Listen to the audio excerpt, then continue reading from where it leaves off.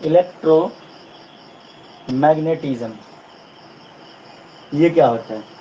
तो देखो, both electric and magnetic phenomena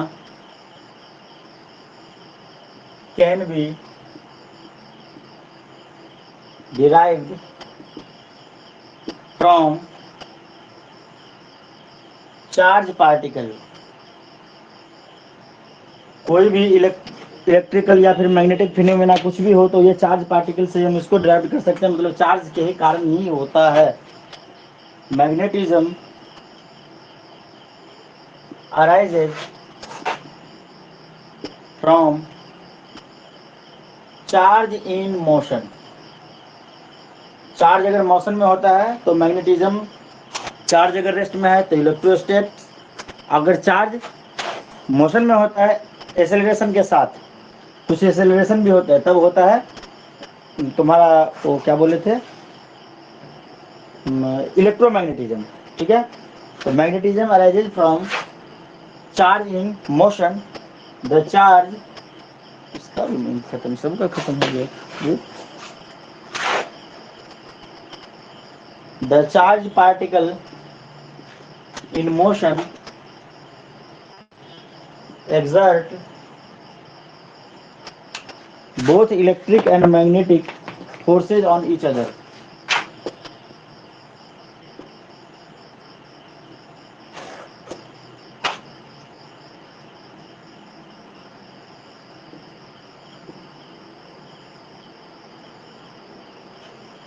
थोड़ा इंक डालता हूँ।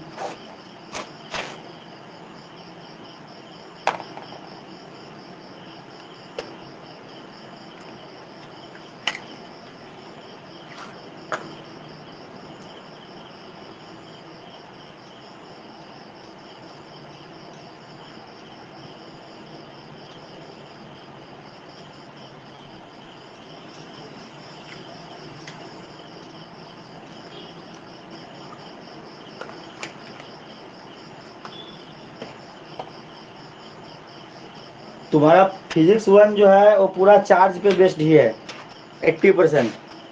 वही आते रहेंगे, एक एक करके आते रहेंगे, इसलिए क्लास को मत छोड़ना। इलेक्ट्रोस्टेट, करंट, इलेक्ट्रिसिटी, ये सब चार्ज पे ही बेस्ड है। अगर एक गया तो सब गया। चार्ज का कॉन्सेप्ट क्लियर नहीं हुआ तो आगे के 3 चैप्टर समझ में नहीं आने वाले।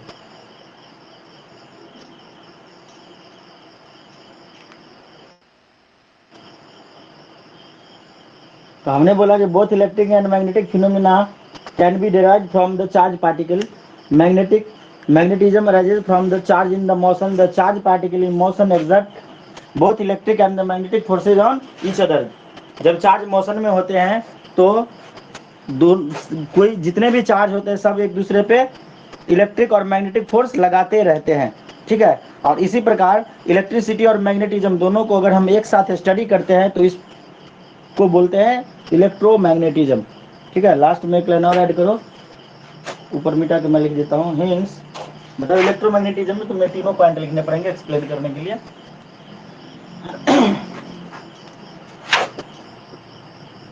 Electricity and magnetism are studied together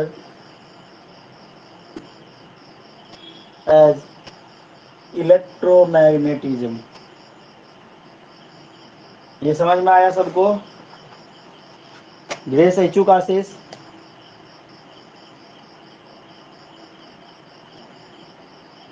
grace आया समझ में? Yes sir. Yes sir.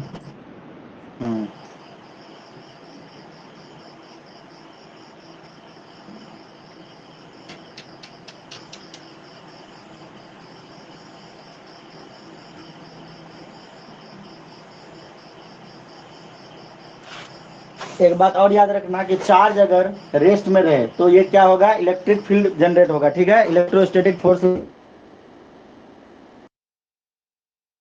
अगर ये मूव करे, चार्ज रेस्ट में रहे तो इलेक्ट्रोस्टेट्स आएगा। चार्ज अगर मोशन में हो तो इलेक्ट्रोस्टैटिक फोर्स भी लगाएगा, मैग्नेटिक फोर्स भी लगाएगा, दोनों ही लगाएगा, ठीक है।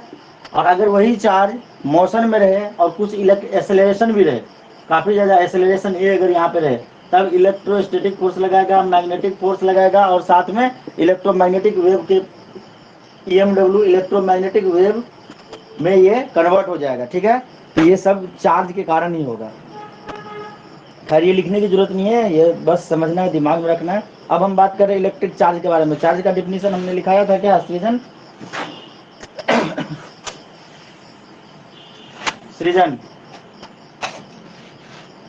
आशीष लिखवाया था?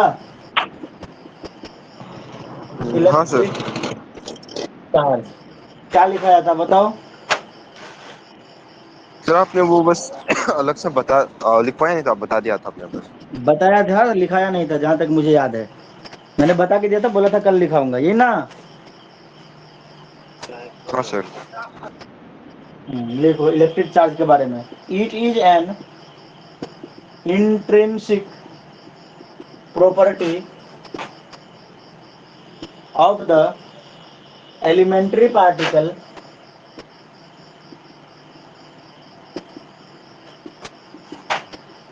like electrons, protons and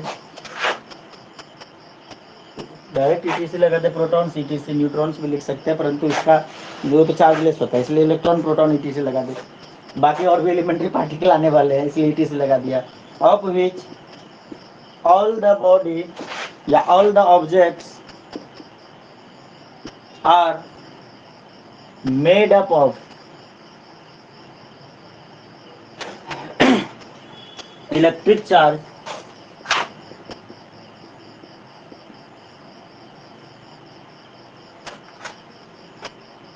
gives rise to electric force between various objects.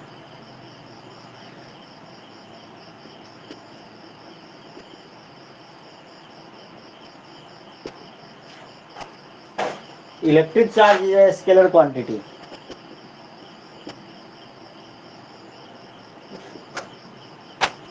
क्योंकि इसका फिक्स डायरेक्शन नहीं होता है, हर जगह पे बदलते रहता है, ठीक है ना। It's SI unit is Coulomb.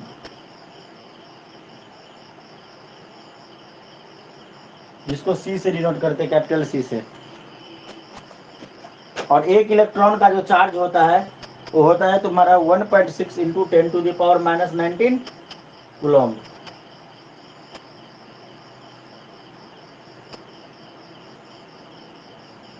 Minus में होता है ये चार्ज, और वही पे प्रोटॉन जो होता है तो उसका प्लस में होता है।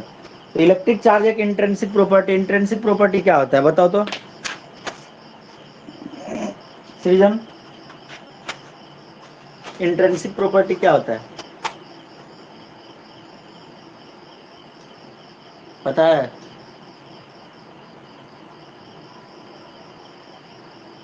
कोई भी बोलो भाई, नहीं जा रहा है बस क्या?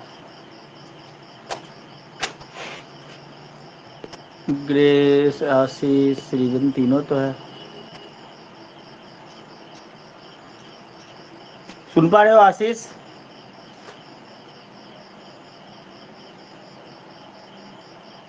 Yes sir.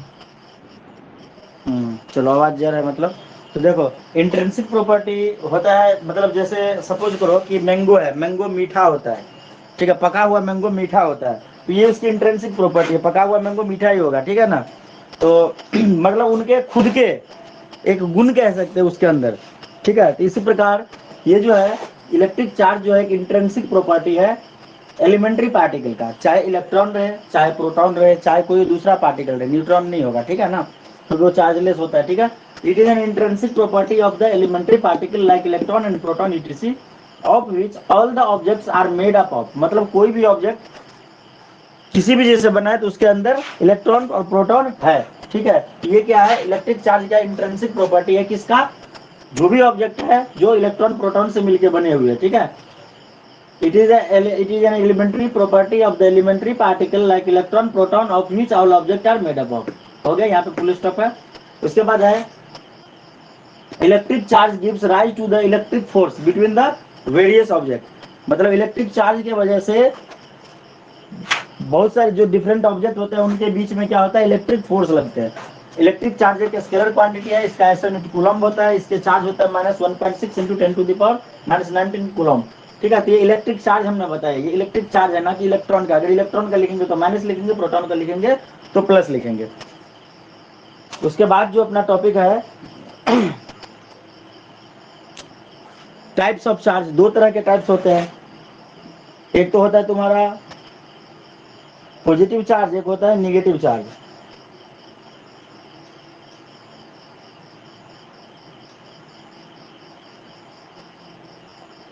एक सेकेंड,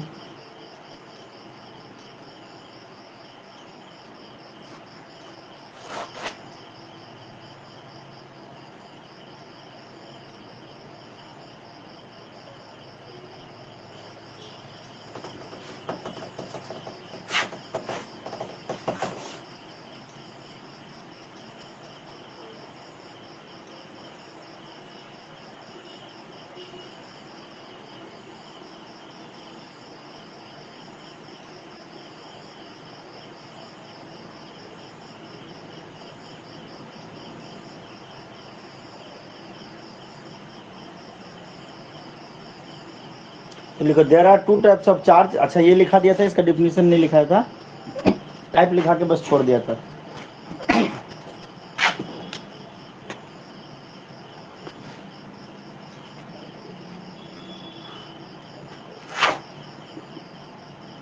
इलेक्ट्रिक चार्ज जो होते हैं दो तरह के होते हैं, पॉजिटिव और निगेटिव। यहाँ तक हमने बताया था, इसके बारे में लिखाया नहीं था, आज लिखा देता हूँ। बोल के दिया था, समझा के दिया था। ठीक है, तो पॉजिटिव चार्ज क्या होता है, if any object loses its electron then they get a positive charge.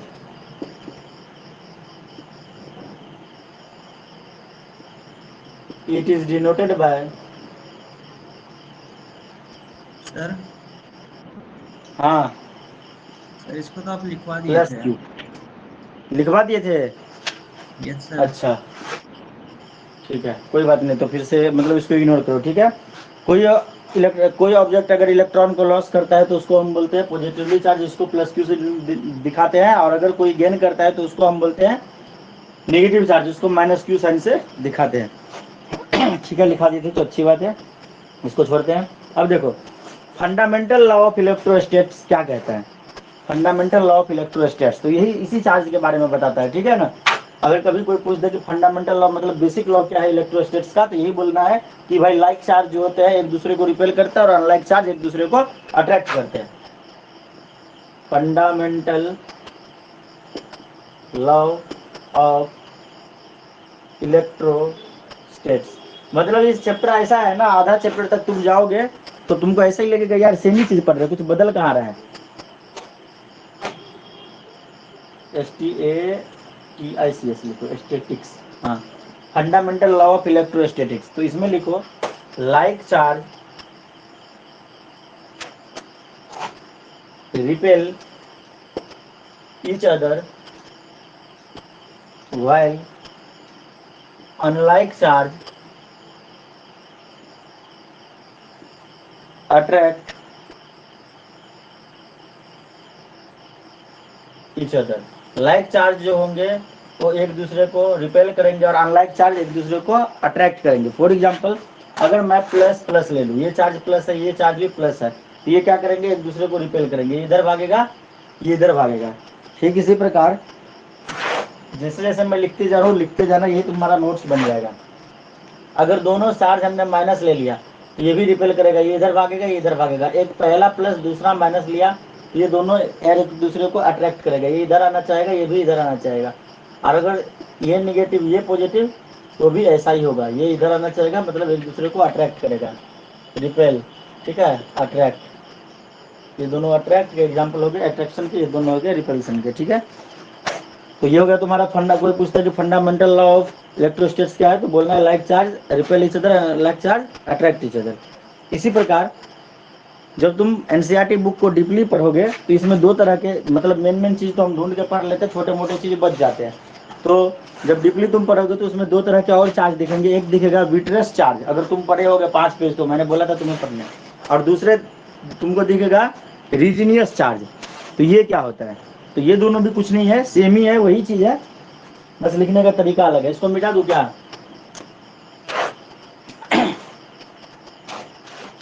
एक साइंटिस्ट थे चार्ल्स डूफे, ठीक है। चार्ल्स डूफे, उन्होंने क्या किया, बहुत कुछ, जैसे Charles Dufay used the term vitreous and resinous for the two kind of charge, मतलब ये दोनों टर्म उन्होंने यूज किया पहली बार, ठीक है। लिख लो, हिस्ट्री भी थोड़ा सा लिख लो। Vitreous REOUS and resinous charge, इनके बारे में जो बताया, साइंटिस्ट बताया, उसका नाम था चार्ल्स डूफे, DUFAY, अलग अलग है दोनों। चार्ल्स डूफे, कैसे कैसे नाम पता नहीं माँ बाप ने रख दिया, हम लोग को इतना पढ़ने में दिक्कत हो रहा है, इतना छोटा छोटा नाम है, सृजन, एचओ का आशीष, ऐसा ही रखना चाहिए था कुछ। Charles Dufay used the term, कम से कम उस बच्चे को तो आसान होता जिनका खुद का नाम वो होता।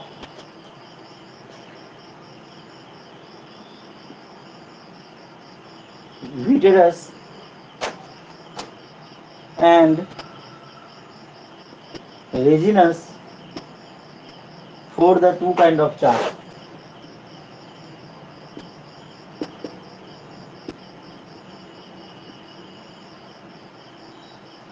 अच्छा, एक बात मैं तुम्हें बताना भूल गया, बुक में जो मैंने कल 4 डायग्राम बनाए थे, दिखाया था, उस सबको कॉपी में बना के और थोड़ा सा की टाइप से, मतलब पूरा थ्योरी डिटेल्स में मत लिखना, शॉर्टकट तरीके से, मतलब ऐसे लिखना कि तुम्हें पता चल जाए रिवीजन के टाइम पे। समझ में आ रहा है मैं क्या बोल रहा हूँ आशीष? कि एक ग्लास का रॉड था, कौन से कपड़े से रगड़े थे, क्या हुआ था, ये सब सारे फिनोमिना को पॉइंट वाइज तुम एक पेज पे लिख लेना, कि कहीं पे भी लिख सकते हैं, ऐसा जरूरी नहीं है कि इसके सर लिए एक टॉपिक बनाएंगे। हाँ सर, कुछ ऐसे बोलो। भी वर्ड्स होते हैं ना जो सेंटेंस कंप्लीट करते समय लंबे हो जाते हैं, तो उनको हम नेग्लेक्ट भी कर सकते हैं और नोट्स को छोटा कर सकते हैं ना। हाँ वही तो मैं बोल रहा हूँ, की पॉइंट्स में लिखोगे, मतलब उसको पॉइंट वाइज लिखोगे, मतलब ऐसे लिखोगे कि तुम उसको यस पढ़ सर। सकते हो, तुम्हें समझ में आना चाहिए, जरूरी नहीं है कि मुझे समझ में हाँ आए। सर, पॉइंट वाइज ही एग्जाम में लिखा जब है। लिखोगे तो अच्छे से लिखोगे। हाँ, पर्सनल नोट्स उसको बोलते हैं, जो यस सर। मैं लिखूंगा तो मैं समझ सकता हूँ, ठीक है ना। तो ये ऐसे पूरे थ्योरी हाँ को सर, ऐसे में मैं नहीं वैसे ही लिखना है। करता हूँ। हाँ, पूरे थ्योरी को ऐसे नहीं लिखना है, जैसे कि वो चीज मैंने सोचा कि इम्पोर्टेंट नहीं लिखाने के लिए, लेकिन फिर भी तुम्हें मतलब नॉलेज होना चाहिए इसका। जैसे मैंने कल डायग्राम चारों दिखाया था कल के लेक्चर में, तो उन चारों डायग्राम को लिख लेना और इसको पॉइंट्स वाइज ऐसे लिखना है कि वो तुम्हें पता चल जाए, क्योंकि रिवीजन करोगे पूरा चीज तुम लिख लिख के पढ़ नहीं सकते, ठीक है ना। तो कुछ चीज देख के ही समझ में आ जाता है। समझा आशीष मैं क्या बोल रहा हूँ? Yes sir. हाँ, खाली यस सर बोल के काम नहीं चलेगा, ठीक है ना। मार्क्स भी आने चाहिए। अपने मम्मी पापा के भरोसे को नहीं तोड़ना है, और मेरा भी नहीं। 10th में जितना लाया उससे ज्यादा 12th में चाहिए। तो इसने क्या बोला था, आप देखते हैं। पहला बोला था विट्रस चार्ज के बारे में, कुछ नहीं बोला है, आसान सा ही बोला है, घबराने वाली बात नहीं है कि सर ये तो नाम से ही लग रहा है कि खतरनाक होगा, नहीं ऐसी कोई बात नहीं है। वही बोला जो तुम जानते हो, कुछ उसमें नया चीज नहीं है। द चार्ज, हंसोगे पूरा पढ़ के, developed on glass road when rubbed with silk was called, are called भी लिख सकते हैं, आर कॉल्ड विट्रियस चार्ज। ये जो नाम लिया गया है ये लैटिन वर्ड से लिया गया है, जो विट्रम था, VITRUM, विट्रम का मतलब होता है, इसका डैश देके लिख जाता हूँ, समझ जाना, ग्लास। विट्रम का लैटिन वर्ड है विट्रम, जिसका मतलब होता है ग्लास, और इसीलिए इसका नाम दे दिया गया विट्रस चार्ज। ठीक है, ये डेवलप्ड होता है ग्लास रॉड पे जब हम उसको सिल्क क्लॉथ से रगड़ते हैं। कोई भी ग्लास रॉड को सिल्क क्लॉथ से रगड़ोगे तब जाके उस पर जो चार्ज डेवलप होगा उसको बोलेंगे विट्रस चार्ज। था ना ऐसा नासिस, ग्रेस, सृजन? सर हाँ सर। ऐजुक Yes, ने sir. सर सुनने में लगता था कि खतरनाक डिफिनेशन होगा। हाँ, क्या बोले? सर इसमें ये डेफिनेशन है कि ग्लास रॉड से अगर सिल्क को रब करे तो इसका एक अलग चार्ज है जिसका नाम सर इन्होंने विट्रस चार्ज रख दिया। ऐसे तो बहुत सारे हाँ, फिनोमिना है इसलिए सर इसलिए जिसमें मैंने यहाँ चार्ज पे डेवलप होते हैं इसलिए ना। मैंने यहाँ पे वार्ड लिखा लगा था, वो बस इस साइंटिस्ट ने इसका ये नाम दिया है, चार्ल्स डुफे ने ऐसी बात बोला है। ठीक है। सर ऐसे तो बहुत सारे फिनोमिना है जिनके लिए अलग अलग चार्जेस के नाम दे हाँ सकते हैं ना हाँ, सर बहुत मगर। सारे फिनोमिना हो जाएंगे, तो इसने दो का ही नाम दिया है। ठीक है ना, बाकी सारे फिनोमिना में पॉजिटिव और नेगेटिव चार्ज चलेगा। ठीक है ना। ठीक है सर। हाँ, ये बस दो कंडीशन के लिए, इसलिए मैं यहाँ पे वाज यूज किया था। ठीक है, silk was called vitreous charge, मतलब इनके बारे में लिख रहे, मैं ये किया था। ठीक है, है नहीं था। ठीक है, आग डाल देने से मतलब कहते हैं ऐसा हो जाएगा, नहीं हो जाएगा सृजन। वाज डाल दिए तो कहते थे। हाँ सर। ठीक है। तो ये सर हिस्ट्री तो नहीं फिर ये तुम्हारा विट्रस लिखा चार्ज पता पॉजिटिव चलता होगा है। या फिर नेगेटिव होगा?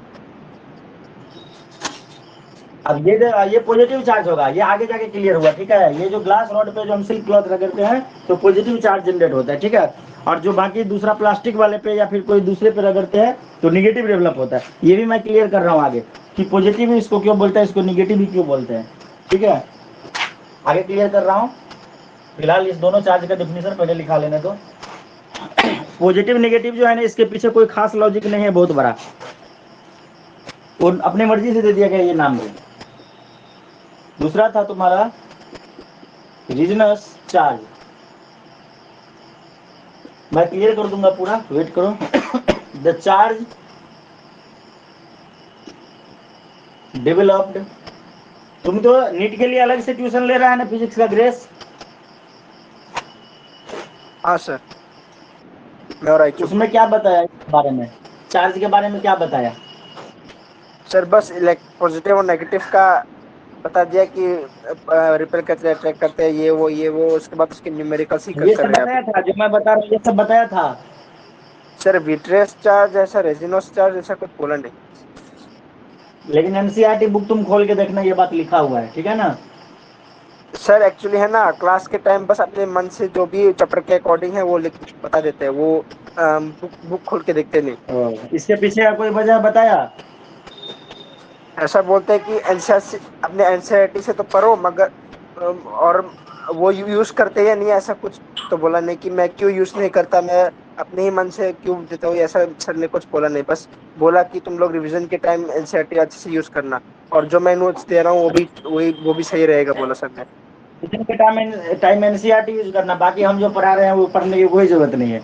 तो आप पढ़ा क्या रहे हैं नहीं भाई? सर, वो भी पढ़ना है, वो भी पढ़ना है, प्रैक्टिस हाँ, वो भी करना है पढ़ना है। न्यूमेरिकल। सर है ना सर, वो जो डेफिनेशन टाइप के क्वेश्चन है वो तो बस सर लिखाते हैं, बाकी बस न्यूमेरिकल प्रैक्टिस करने के लिए एक अलग से बड़ा सा कॉपी दिया है। तुम्हें क्या लग रहा है, देखो मैं तुम्हें 12th स्टैंडर्ड का पढ़ा के दे रहा हूँ, मैं तुम्हें गारंटी दे रहा हूँ कि 12 में तुम अच्छे स्कोर कर लोगे। क्या तुम्हें ऐसा लग रहा है कि जो फिजिक्स में पढ़ा रहे हैं उससे तुम नीट क्वालिफाई कर लोगे? सर न्यूमेरिकल्स को देखे तो हाँ। हाँ, तो देखेंगे। ठीक है, कर लोगे तो अच्छी बात है, परंतु जहाँ तक मैंने देखा है उतना अच्छा क्वालिटी नहीं है उनके नोट्स की। ठीक है, मैंने मंगाए भी थे, एक दो इंस्टीट्यूट के नोट्स देखा था, बच्चे जो लाते थे। फिर भी मैं तुम्हें ये कहूंगा कि खुद से थोड़ा अच्छे से पढ़ो। ठीक है, ये नहीं कि सर ट्यूशन के एक्चुअली भरोसे जो बैठ गए। नोट्स वो देते हैं ना, हाँ, सर वो एक्चुअली प्रैक्टिस बोलो। पेपर नोट्स है जो कि बस न्यूमेरिकल्स के क्वेश्चन इंक्लूड करते हैं। तो वो तुम खुद से भी कर सकते हो, और मैं ये सलाह दूंगा कि देखो मेरा सलाह सुन लो, बाकी तुम्हें अच्छा लगे तो करना, नहीं तो मत करना। हम जो पढ़ा रहे हैं वो मैं तुम्हारा पूरा एनसीईआरटी कवर कर ले रहा हूँ, तुम जाके पलट के पढ़ोगे तो तुम्हें ऐसा लगेगा कि वही सब बात लिखा है जो सर बोल रहे हैं। 10th में भी ऐसा ही हुआ था कि नहीं हुआ था, बताओ? तो उसको मैं हाँ, कवर सर। कर लूंगा। और एक HC वर्मा का बुक है, उसका भी मैं 80% कवर कर लूंगा। HC वर्मा भी नीट और जेईई दोनों के लिए अच्छा है, तो उसको भी मतलब दोनों को मैं मिला के कवर करता हूँ। सृजन को पता है कैसे कहाँ से मैं किस प्रकार से नोट्स बनाता हूँ, ठीक है ना। उसके सामने वो तो अकेले पढ़ता था 11th में, तो मैं उसके सामने ही बैठ के बनाता था, ठीक है ना। दोनों में से यहाँ से ये लिखो, यहाँ से ये लिखो, कैसे कैसे कहाँ के लिखा था। मेरे पास मेरे लैपटॉप में दोनों तीनों बुक खुले रहते हैं, ठीक है। लेकिन मैं तुम्हें सलाह दूंगा एक ऐसा कोई अच्छा सा बुक जैसे DC पांडे वगैरह इन सब का सिलेक्ट करो और खुद से पढ़ना स्टार्ट कर दो। इस बात को मैं तुम्हें भरोसा दिला दे रहा हूँ कि ट्यूशन के दम पे तुम नीट और जेईई क्वालिफाई नहीं कर सकते जब तक खुद से नहीं पढ़ोगे।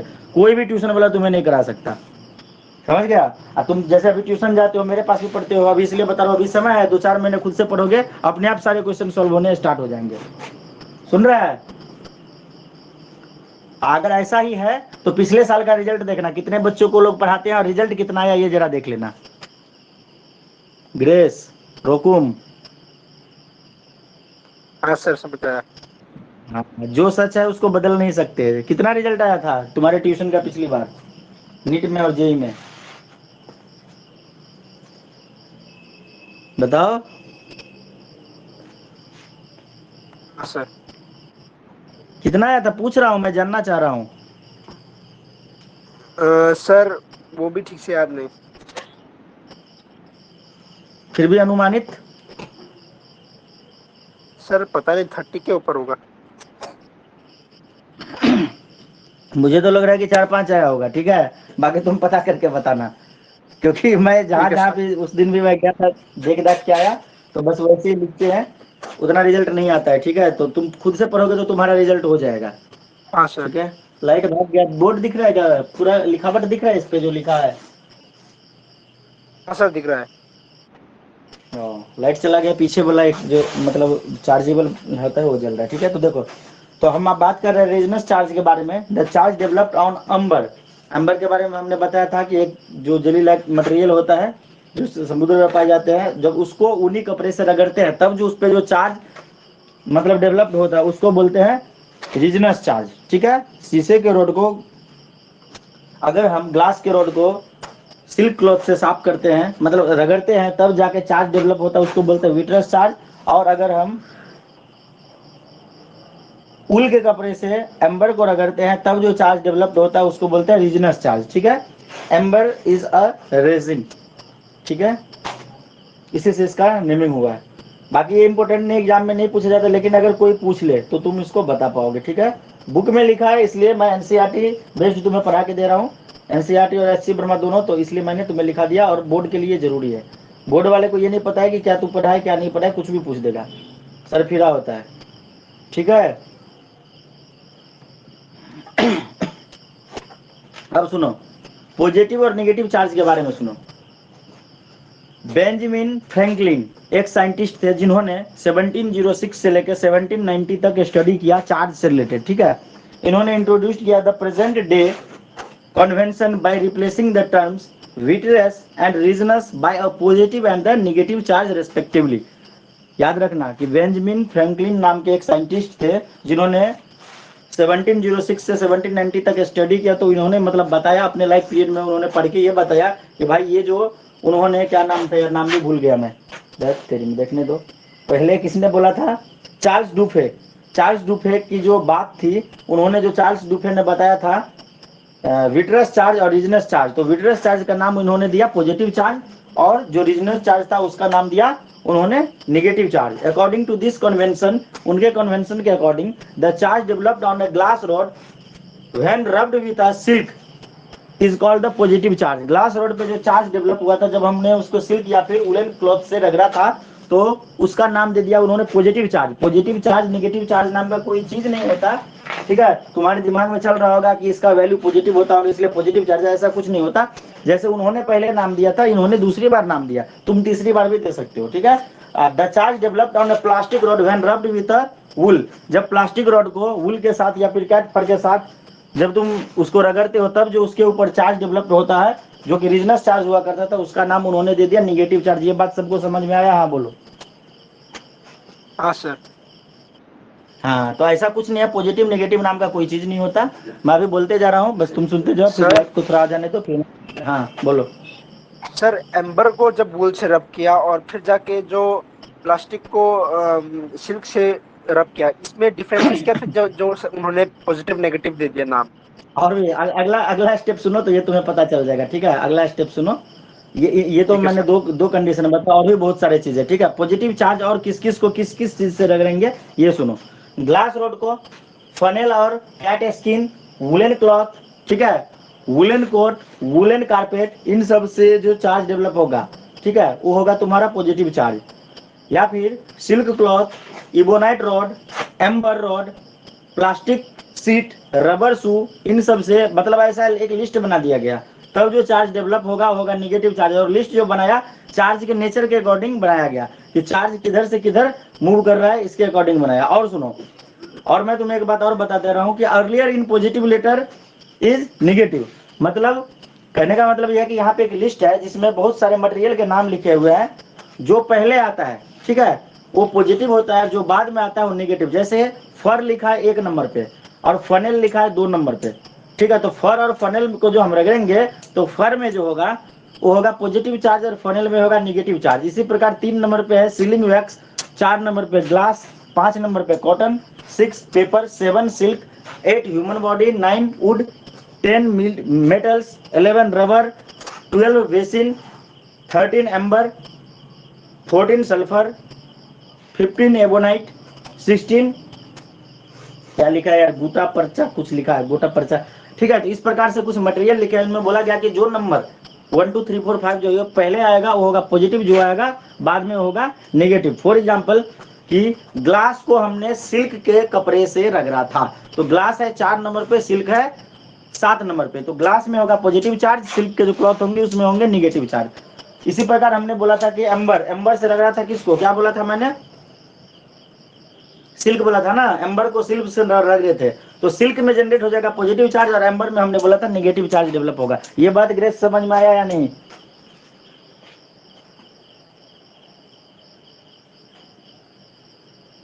ग्रेस, अचूक, आशीष, सृजन, नहीं आया तो नहीं बोलो, फिर से बोलूंगा। हाँ सर, फिर से यस बोलिए। नहीं है। हाँ ठीक है, मैं फिर से बोल रहा हूँ। देखो 1 नंबर पे लिखा है फर, एक लिस्ट है, दिख रहा है क्या, बोर्ड दिख रहा है? Yes sir. हाँ लाइट चला गया है। 2 नंबर पे लिखा है फ्लेनेल, 3 नंबर पे लिखा गया है सीलिंग वैक्स, 4 नंबर पे लिखा गया है ग्लास, 5 नंबर पे लिखा गया है कॉटन, 6 नंबर पे ये टेबल है तुम्हारे बुक में पेपर, 7 नंबर पे सिल्क, 8 नंबर पे लिखा गया है तुम्हारा ह्यूमन बॉडी, एचबी लिख दिया समझ जाना, 9 नंबर पे लिखा गया है वुड, 10 नंबर पे लिखा गया है मेटल, 11 नंबर पे लिखा गया है रबर, ऐसे ही लिखे गए हैं। 12 नंबर पे रेजिन, 13 नंबर पे एम्बर, ठीक है, एम्बर का है 13 नंबर, ठीक है, एम्बर। अब सुनो, तो इसमें बोला गया है कि इनमें से कोई भी 2 चीज को हम रगड़ेंगे चार्ज डेवलप करने के लिए, तो जिसका नंबर कम है, जो एक लिस्ट जैसे पीरियडिक टेबल है वैसे एक टेबल दे दिया गया है, उस पर पॉजिटिव चार्ज होगा और जिसका नंबर ज्यादा है उस पर नेगेटिव चार्ज। फॉर एग्जाम्पल अगर ये ग्लास है 4 नंबर पे, इसको हम रगड़ेंगे सिल्क क्लॉथ के साथ, तो ग्लास पे पॉजिटिव चार्ज होगा, सिल्क क्लॉथ पे नेगेटिव चार्ज होगा, क्योंकि 4 कम है 7 से। ये बात आया समझ में? हाँ बोलो।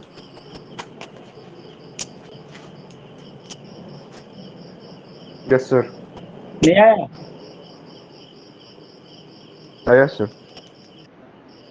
इसी प्रकार देखो तुम एबोनाइट में मतलब सॉरी एबोनाइट नहीं, एम्बर से हमने बताया था कि उस पर नेगेटिव चार्ज होगा, तो एम्बर ये 13 नंबर पे, इसको रगड़ा था 7 नंबर वाले सिल्क से, तो एम्बर को हम रगड़ेंगे सिल्क के साथ, तो इसका नंबरिंग दिया गया 7, इसका दिया गया 13, तो जो ज्यादा नंबर है उस पर नेगेटिव चार्ज आएगा, जो कम है उस पर पॉजिटिव, पहले वाले की तरह। तो सिल्क पे आ जाएगा, सिल्क के बारे में हमने कोई बात नहीं की थी, हमने बोला था एम्बर पे नेगेटिव आएगा, मतलब क्या, सिल्क पे पॉजिटिव आएगा। हाँ बोलो। हाँ सर। एबोनाइट के रोड को अगर हम फर के साथ रगड़ेंगे तो एबोनाइट का जो रोड है वो है 15 नंबर पे, मैंने लिखा नहीं है, ठीक है, 15 नंबर पे, और फर जो है 1st नंबर पे, तो किसमें पॉजिटिव किसमें नेगेटिव होगा, बताओ ग्रेस?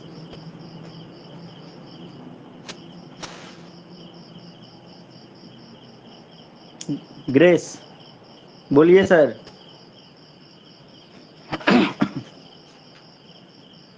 नहीं बोलेंगे? तुम बोलो सृजन, आशीष।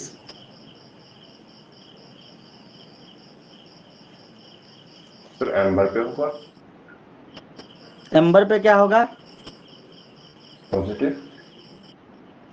पॉजिटिव कैसे होगा भाई? एम्बर है 13 नंबर पे, फर है फर्स्ट नंबर पे, तो फर पे होगा ना पॉजिटिव। एम्बर पे तो नेगेटिव हो जाएगा। ज्यादा नंबर कम चार्ज, नेगेटिव चार्ज, जो पहले आएगा उस पर positive charge. Earlier is positive, later is negative. समझे? समझा सर। अगर मैं बात करूं मेटल, मेटल है 10 नंबर पे। मेटल को अगर मैं उल के साथ रगड़ता हूं तो उल में कौन सा चार्ज होगा और मेटल में कौन सा चार्ज होगा? ये आंख पे पड़ रहा है, बोलो, सोच के बोलो ना, थोड़ा सा कंफ्यूज मत हो। ऐसा है, ये लिस्ट है दिया हुआ है, इसी के अकॉर्डिंग होगा। तुम बोलो आशीष, तुम बोलो, ठीक है? वूल में पॉजिटिव होगा। मेटल को रगड़ेंगे किसके साथ? मैंने बोला था मेटल को रगड़ेंगे उल के साथ, तो क्या होगा? सर वूल में यही पॉजिटिव बोला था ना चार्ज मैंने। होगा। हाँ, मेटल पे होगा कौन सा चार्ज? नेगेटिव। उल कितना नंबर पे है? नेगेटिव। उल मैंने लिखा है क्या? सही है। नंबर 9 पे लिखा। तो हाँ, ये लफड़ा समझ आ गया। आशीष, ग्रेस, इच्छुक, ये समझ में आ गया कि पॉजिटिव निगेटिव कैसे होता है।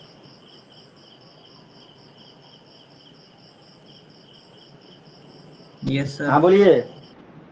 हाँ, glass rod, flannel, cat skin, woollen cloth, woollen coat, woollen carpet, इन सब पे हमेशा पॉजिटिव चार्ज आते हैं। Silk cloth, ebonite rod, amber, plastic, rubber shoe, इन सब पे नेगेटिव चार्ज आते हैं। टेलर से, मतलब टेलर बोल रहा हूँ, टेबल से मतलब ये चीज आया, ठीक है? ये जो टेबल है इसी के अकॉर्डिंग, और ये ऑब्जर्व किया गया है, इन पे कई बार एक्सपेरिमेंट करके इन लोगों ने देखा हुआ है, तो वहां से ये बात आया। इसका लिस्ट बनाओगे तो बना सकते हो, ठीक है? अगले दिन बना दूंगा। आज बहुत परेशानी हो रही है, लाइट चला गया, गर्मी लग रहा है, पूरा परेशान हूँ, ठीक है? आगे का बस समझाता हूँ, जल्दी जल्दी समझ लो, ठीक है? Electronic theory of the frictional electricity, लिखा कुछ भी नहीं रहा हूँ, बस मैं बोल रहा हूँ, तुम समझो, ठीक है? Electronic theory of the frictional electricity, इसमें क्या बताया गया? तो electronic theory of the frictional electricity, electric origin of the frictional force, इनके बारे में यहाँ पे बताया गया है। इसमें यह बताया गया कि जिनका मास, एक सेकंड में पढ़ लूं, an electron has the finite mass therefore mass of a positively charged body slightly due to the loss of the mass of negatively charged body.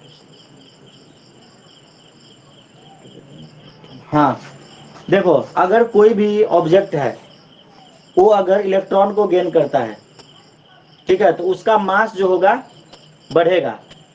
तुम बोलोगे कि सर ऐसा कैसे होगा? इलेक्ट्रॉन गेन करना मतलब निगेटिव चार्ज को गेन करना। इलेक्ट्रॉन गेन करना मतलब निगेटिव चार्ज को गेन करना। अगर कोई भी ऑब्जेक्ट है, कोई भी बॉडी है, वो अगर इलेक्ट्रॉन को गेन करता है मतलब उनमें अगर निगेटिव चार्ज बढ़ रहा है तो उसका मास बढ़ेगा, ठीक है? ठीक इसी प्रकार कि अगर पॉजिटिवली चार्ज को कोई बॉडी गेन करता है, उसमें अगर प्लस चार्ज का अमाउंट बढ़ रहा है, ठीक है, तो उसका मास घटेगा, याद रखना। इसी थ्योरी को बोलते हैं electronic theory of fractional electricity.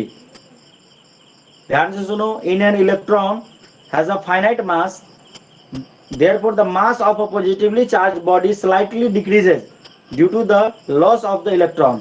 Electron का किसी बॉडी में लॉस होना मतलब क्या? पॉजिटिव चार्ज का बढ़ना, ठीक है? The mass of the negatively charge body slightly increases due to the gain of the some electron. किसी भी बॉडी में इलेक्ट्रॉन का बढ़ना मतलब क्या? पॉजिटिव चार्ज का घटना। बोलोगे सर ये कैसे होता है? अभी देखता हूँ एक एक्सपेरिमेंट के थ्रू, ठीक है? मतलब ये इमेज के थ्रू ही हम एक्सपेरिमेंट तुम्हें बता रहे हैं, इसमें पता तुम्हें चल जाएगा कि क्यों मास बढ़ रहा है, क्यों घट रहा है। इससे पहले तुम सुनो कंडक्टर और इंसुलेटर के बारे में। तो the substance through which electric charge can flow easily are called conductor. वैसे सब्सटेंस जिससे इलेक्ट्रिक चार्ज फ्रीली पास हो जाए वो कहलाते हैं कंडक्टर, ठीक है? मतलब ये हुआ कि जिनमें फ्री इलेक्ट्रॉन हो वो कहलाते हैं कंडक्टर, जिनमें फ्री इलेक्ट्रॉन ना हो सिंपल बातें में उनको बोलते हैं इंसुलेटर, ठीक है? The substances through which electric charge can not flow easily are called insulator. अगर मैं कंडक्टर के एग्जांपल दूं तो metal, human body, graphite, ETC. Insulator के एग्जांपल तुम्हें पता ही है, ग्लास, डायमंड, ठीक है, प्लास्टिक, वुड, ईटीसी। इसके अलावा कहाँ गया वो टेबल जो मैं बताने वाला था?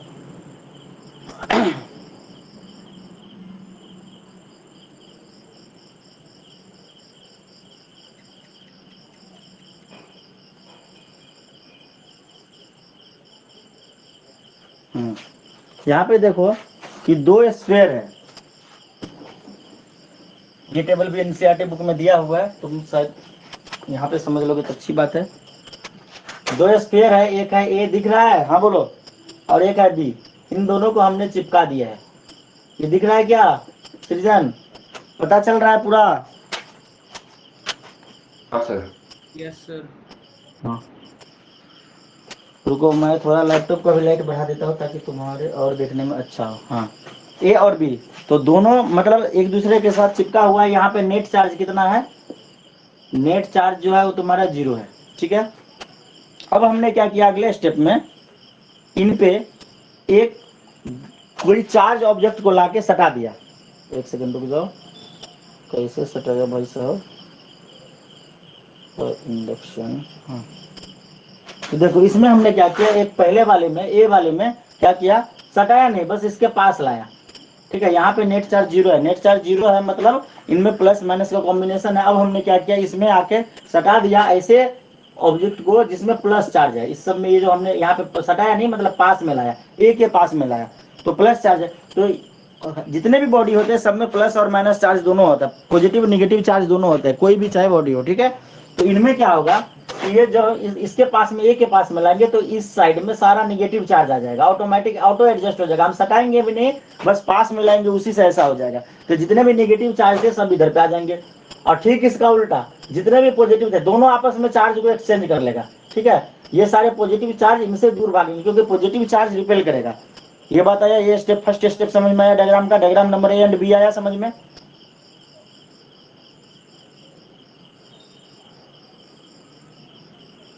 Yes sir. नहीं आया? हाँ, डायग्राम नंबर ए ये था, डायग्राम नंबर ए था जिसमें कोई भी नहीं था। ये देखो नेट चार्ज पूरा 0 है, नेट चार्ज जो है, नेट चार्ज 0 है। ये लिखना मत तुम, मैं समझा रहा हूँ, बुक में सब कुछ बना हुआ है, तुम उसको पर्सनल पॉइंट में लिख सकते हो। नेट चार्ज 0 था, diagram number A. Diagram number B में क्या किया, एक ऐसा ऑब्जेक्ट लाया ए के पास में जिसमें पूरा पॉजिटिव चार्ज है, पूरा मतलब सपोज करो कि ग्लास रॉड को सिल्क के कपड़े से रगड़ के लाया, इसके पास में सारा पॉजिटिव चार्ज डेवलप हो गया। तो इन बॉडी में जो चार्ज था वो अपने आप एडजस्ट हो गया, पॉजिटिव चार्ज है तो इनके पास सारा निगेटिव चार्ज आके इकट्ठा हो गया, और पॉजिटिव चार्ज जितना था वो यहाँ पे नहीं आ गया, एकदम दूर भाग जाएगा, जितना पॉसिबल हो उतना दूर आ गया। बी नंबर का डायग्राम आ गया समझ में? सी नंबर डायग्राम समझो। इसमें क्या किया, जब ऐसा हुआ मतलब इसको पास में रखा है, दोनों चिपका हुआ, अब क्या किया, दोनों को हटा दिया, दोनों को बोला भाई ए एंड बी अब तू दूर हो जा। तो दोनों को जब हटा दिया मतलब ऐसा कुछ कंडीशन जनरेट कर दिया ए और बी, तब क्या होगा, और ये रॉड वहीं पे रखा हुआ है, ठीक है, उसको हटाया नहीं, ये यहीं पे रखा हुआ है। तो जब दोनों को हटाया तो पहले कंडीशन में क्या था, यहाँ पे निगेटिव चार्ज था, यहाँ मतलब इससे पहले वाले स्टेप में यहाँ पे पॉजिटिव चार्ज था, तो यहाँ पे अब निगेटिव ही रह गया, यहाँ पे पॉजिटिव ही रह गया। मतलब इसको जैसे ही हमने हटाया और इसके पहले इसको हटा दिया, तो चार्ज तो पहले ऐसे था, ये देखो negative negative negative negative, positive positive positive. इसको हटाया तब जब ठीक था, जहां से हमने फिर से इसको हटाया तब ये क्या हो जाएगा, निगेटिव चार्ज इक्वली डिस्ट्रीब्यूट हो जाएगा ए बॉडी में, क्योंकि ए बॉडी में अभी सारा निगेटिव चार्ज आ गया है, और बी बॉडी में पॉजिटिव चार्ज इक्वली डिस्ट्रीब्यूट होगा क्योंकि बी बॉडी में पॉजिटिव चार्ज आ गया, बॉल बी जो है इसमें पॉजिटिव चार्ज आ गया। ये बात आया समझ में? हाँ बोलो। Yes sir. नहीं आया तो फिर से मैं बता रहा हूँ। ये देखो ए और बी था दो, मतलब अभी निगेटिव पॉजिटिव इसमें कुछ भी नहीं लिखा है, ये नेट चार्ज 0 है। एक पॉजिटिवली चार्ज ऑब्जेक्ट इसके ए के पास में लाया, तो ए के जो ये वाला सरफेस था इसमें सारे निगेटिव आ जाएंगे, इसमें सारे पॉजिटिव आ जाएंगे। फिर हमने क्या किया, ये कंडीशन को ऐसे ही रहने दिया, ए और बी जो दो स्फीयर थे इनको बोला कि भाई तू इसको हटा दिया। जब इसको हटा दिया और ये रॉड हमने यहीं पे रखा है, तो ये चार्ज पहले की तरह ही रहेगा, यहाँ पे निगेटिव यहाँ पे पॉजिटिव। अब हमने क्या किया, ये तो किसके वजह से हो रहा था, इस रॉड के वजह से हो रहा था, ये जो हमने पॉजिटिव चार्ज वाले ऑब्जेक्ट रखा इसके वजह से ये सारे निगेटिव चार्ज इधर थे, पॉजिटिव दूर थे। अब हमने इस ऑब्जेक्ट को ही हटा दिया, तब ये क्या हो जाएगा, ये चार्ज जितने हैं सभी इक्वली डिस्ट्रीब्यूट हो जाएंगे, ये जो पॉजिटिव चार्ज है इक्वली डिस्ट्रीब्यूट हो जाएंगे, मतलब ये वाले जो स्फीयर है इसमें निगेटिव चार्ज की अधिकता होगी, इसमें पॉजिटिव चार्ज की अधिकता होगी, ठीक है। मतलब ये ज्यादा हो गया, मतलब हम ये कह सकते हैं कि इसमें इलेक्ट्रॉन ज्यादा हो गया, इसमें प्रोटॉन ज्यादा हो गया, मतलब ये चार्ज हो गया और वो डिस्चार्ज हो गया, ऐसा हम कह सकते हैं। लेकिन ये डिस्चार्ज एक्चुअली में नहीं हुआ है, यहाँ पे ऐसा नहीं कोई करंट फ्लो होगा। ये बात है समझ में? हाँ बोलो।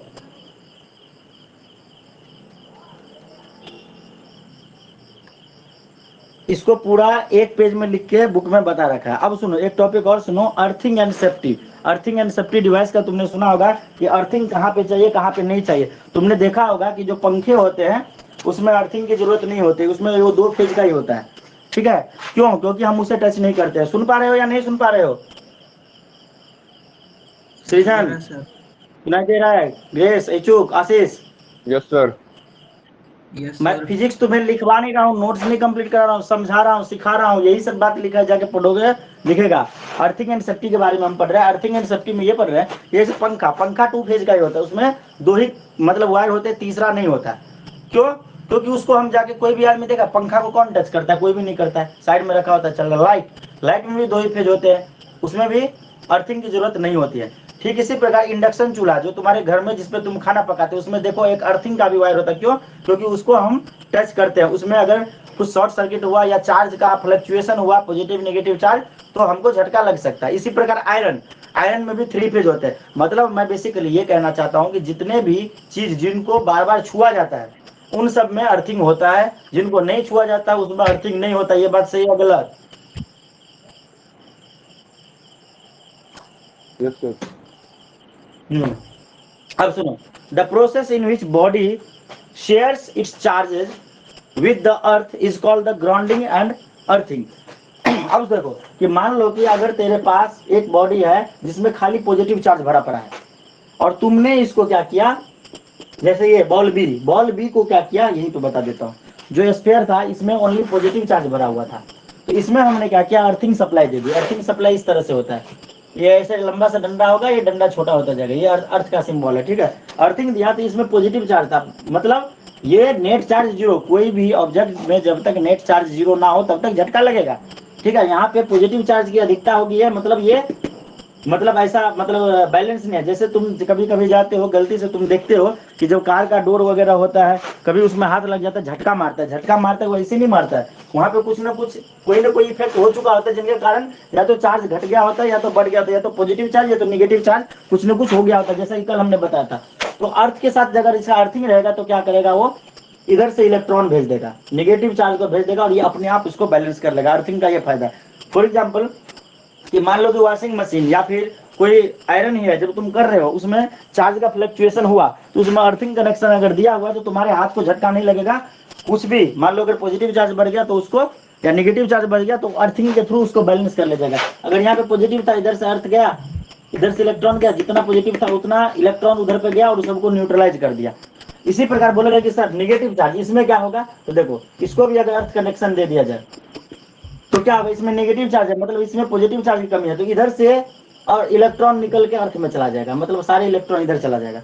मतलब यहाँ पे इलेक्ट्रॉन की अधिकता थी तो इलेक्ट्रॉन अर्थ में चला गया, कोई झटका नहीं। यहाँ पे पॉजिटिव चार्ज था, इलेक्ट्रॉन की जरूरत थी, तो ये अर्थ से ही आ गया, अर्थिंग देके काम चला ले गया। यही वजह है कि कभी कभी तुम्हारे जो मतलब लाइट जो तुम जला रहे होते हो, बल्ब जला रहे होते हो, तो बोलते हो अर्थिंग कमजोर पड़ गया है। क्या करते हो, एक रॉड गाड़ के उसमें एक फेज निकाल के उधर पे दे देते हो, पानी डालते हो तो देखते हो, नमक और पानी थोड़ा डालते हो तो देखते हो कि ये बल्ब जो है वो ज्यादा ग्लो करने स्टार्ट कर देते हैं। आया बात समझ में? क्यों? क्योंकि वहां पे पॉजिटिव चार्ज बढ़ गया होता है, निगेटिव चार्ज कम होता है, तो इधर से इलेक्ट्रॉन अर्थ की तरफ से आने लग जाता है। समझा सृजन? ऐसा देखा है, कभी करके देखा है?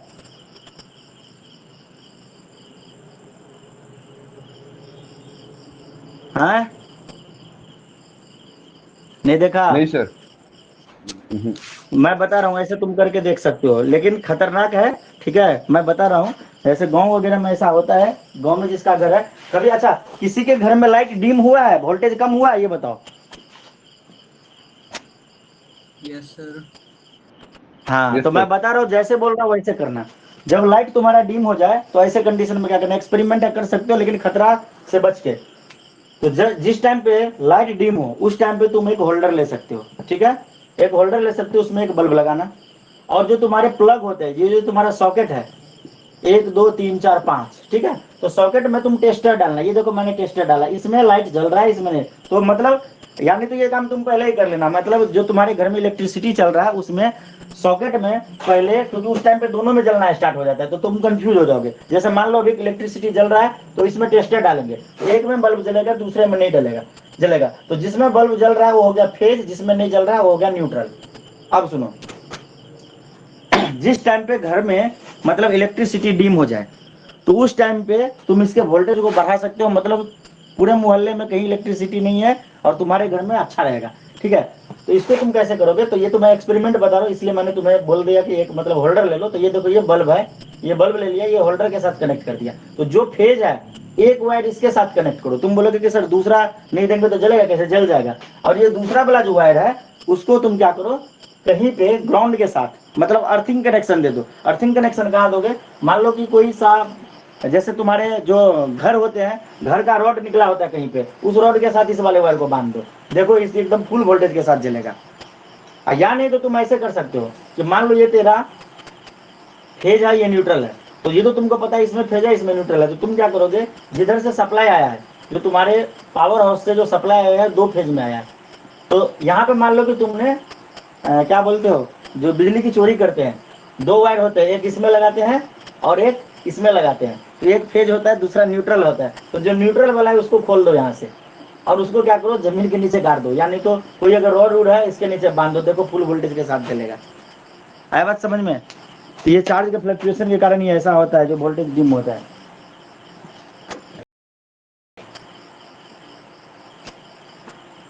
मैसेज आया हाँ है सर। किसी का? सर नेट इशू है मेरा, सिर्फ सुन पा रहा हूँ। कौन बोला है? रोकुम ग्रेस। हाँ भाई, मैं बता ही रहा हूँ, मैंने अभी कुछ लिखाया नहीं। ठीक है, मैंने सारी बात बताई ही है। लाइट चला गया था तो मेरा भी मन नहीं लग रहा था लिखाने में, इसलिए मैंने कुछ नहीं लिखाया। तो जहाँ तक लिखे थे उसके आगे चलते हैं।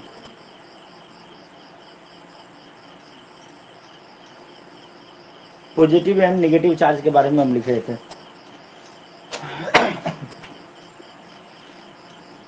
ये पूरा कहानी समझ में आ गया? लफड़ा सारा सृजन समझ में आया? आशीष यस सर। समझ में आया? Yes, sir. हाँ बोलो। नोट करके लिख सकते हैं, ठीक है, नोट करके लिख सकते हैं। इन, यानी तो ऐसे लिखो, ये मार्कर नहीं चल रहा है। क्या नाम था भाई तेरा? Benjamin Franklin. Benjamin Franklin. एक बात ध्यान रखना कि तुम्हारे सारे क्वेश्चन मतलब ज्यादातर जो बच्चा एनसीईआरटी अच्छे से पढ़ लिया वो बच्चा नीट और जेईई दोनों में अच्छा कर लेगा। एनसीईआरटी ज्यादा पढ़ने की जरूरत नहीं है, बाकी जितने सारे बुक है सब प्रैक्टिस के लिए। जितना प्रैक्टिस करोगे उतना तुम्हारा स्पीड बनेगा, तुम उतना स्कोर कर पाओगे। परंतु कॉन्सेप्ट यहीं से आएंगे जो मैं पढ़ा रहा हूँ। बेंजामिन फ्रैंकलिन इन 1706 टू 1719, ये उसका जन्म मृत्यु का समय है। ठीक है, introduced the present day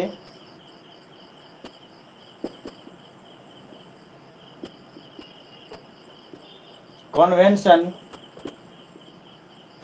by replacing the term, पहले जो यूज किया जा रहा था vitreous and resinous by positive and negative respectively. फिर से मैं तुम्हें यही बात बोल रहा हूँ, तुम्हें क्यों बोला गया कि एनसीईआरटी बुक का प्रैक्टिस करना? इसलिए बोला गया कि देखो वहीं से ज्यादा चीज आते हैं। तुमको जो भी चीज मैं बता रहा हूँ तुम एक बार समझ गए हो। पहली बार अगर तुम एनसीईआरटी बुक पढ़ते तुम्हें कुछ समझ में नहीं आता, लेकिन अब मैंने जहां तक समझा दिया वहां तक का अगर तुम बुक जाके पढ़ते हो तो तुम्हें पूरा समझ में आ जाएगा, इसकी पूरी गारंटी है। तो उस बुक को बार बार हर मतलब सप्ताह बाद थोड़ा बहुत रिवीजन मारते रहना, वरना सारी चीज भूल जाओगे जितना भी बताया। अभी कोई थ्योरी पढ़ाया भी नहीं, अभी तो चार्ज ही चल रहा है। पहला बात क्या बोला इसने? The charge developed on a glass road when rubbed with silk is called positive charge.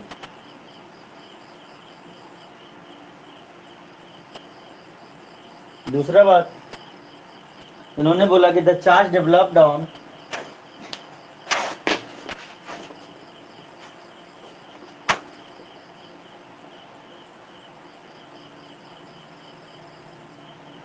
The charge developed on a plastic rod. हमने एक्सपेरिमेंट 2 ही रॉड से किया था, इसलिए 2 ही रॉड का नाम यहाँ पे लिखा, बाकी टेबल में पूरा लिखा हुआ है। When rubbed with wool is called negative charge।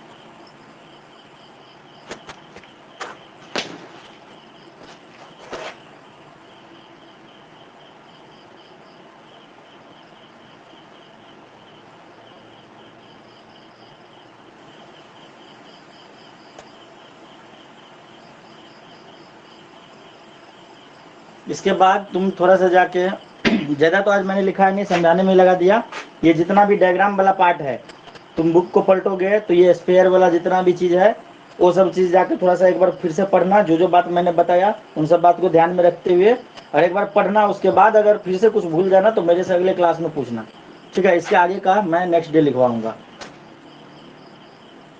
समझ में आ गया? ठीक है सर। हाँ, एक चीज तुम्हें बीच में हाँ, जब सर। तुम पढ़ने बैठोगे तो एक चीज और तुम्हें एक पॉइंट मिलेगा, method of charging of a body. किसी भी बॉडी को हम चार्ज कैसे करते हैं, तो there are 3 mainly primary method of the charging of a body: charging by friction, charging by conduction और कनेक्ट, और चार्जिंग बाय इंडक्शन। 3 तरीके से। अब इन तीनों तरीकों को अगले दिन एक्सप्लेन करूंगा, यानी तो तुम खुद से भी समझ सकते हो, उसमें दिया हुआ है, एक्टिविटी टाइप में दिया हुआ है। पढ़ के आओगे? शुरू के 10 पेज। कितना पढ़ना है? शुरू के 10 पेज पढ़ोगे? हाँ बोलो ग्रेस।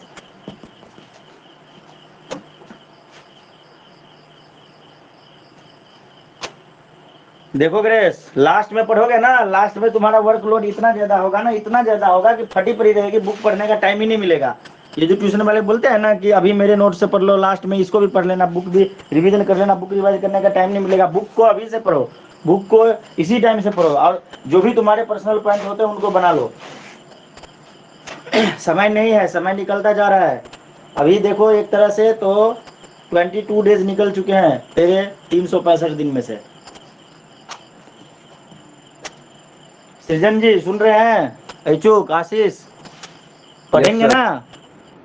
हाँ, तो जाके हाँ, थोड़ा सर। बुक को अच्छे से पढ़िएगा, सब कुछ समझ में आएगा। जो लाइन नहीं समझ में आया अंडरलाइन करके रख लीजिएगा और हमको बोलिएगा, तो हम बताएंगे आपको कि कौन सा सर, मतलब हमको जगह पे पीडीएफ कहाँ पे भेज क्या दीजिएगा। करेंगे।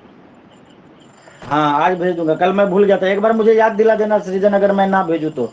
मैं 11 बजे रात तक जगा रहता हूँ, ठीक है ना? ठीक है सर। हाँ, आज मैं भेज दूंगा पक्का। ठीक है, तो आज की क्लास में इतना ही। आशीष, समझ में आया तुझे या नहीं आया? हैंग तो नहीं ना मारा?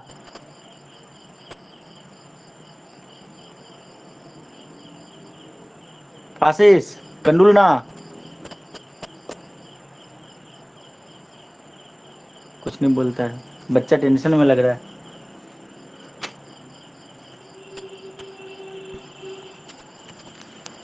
चलो ठीक है, तो आज की क्लास में इतना ही।